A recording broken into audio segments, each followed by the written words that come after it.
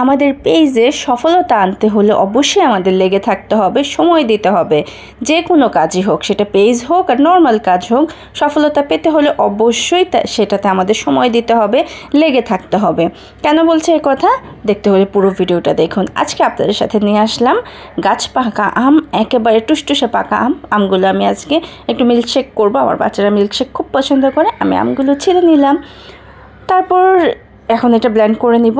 আর যেটা বলছিলাম যে পেজে আমরা যারা নতুন আছি তাদের অবশ্যই তাদের লক্ষ্যের দিকে আগাতে হলে এবং তাদের এইমটা, টার্গেটটা ঠিক রাখতে হবে। কারণ আমরা যদি পরিশ্রম না করি, আমরা যদি লেগে না থাকি, কখনোই আমরা সফলতার দিকে এগিয়ে যেতে পারবো না। সফল আমরা একেবারেই হতে পারবো না।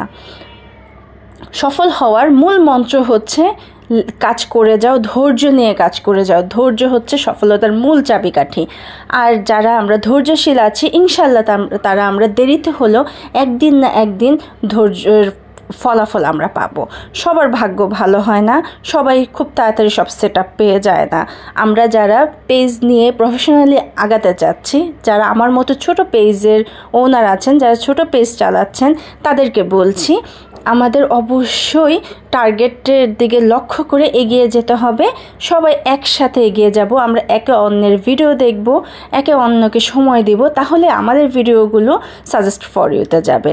আর যখন ফেসবুক দেখবে একের পর এক আমরা পরিশ্রম করেই যাচ্ছি, সে ভিউ না দিয়ে পারবেই না। হয়তো বা কারোটা 6 মাস আগে দেয়, কারোটা 6 মাস পরে দিবে।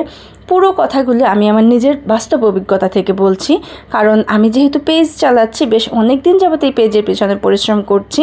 ইনশাল্লাহ সফল হয়েই ছাড়বো।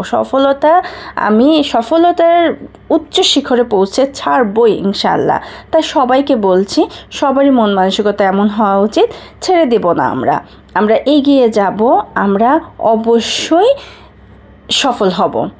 সফলতার মূল চাবিকাঠি যেহেতু ধৈর্য ধরে কাজ করেই যাব। কতদিন ভিউ না দিয়ে থাকবে ফেসবুক আমাদের? একসময় সে বাধ্য হবে যে এই বেচারি এত পরিশ্রম করছে আমার পেজের দিকে, আমি ওকে ভিউ দিয়েই দিই।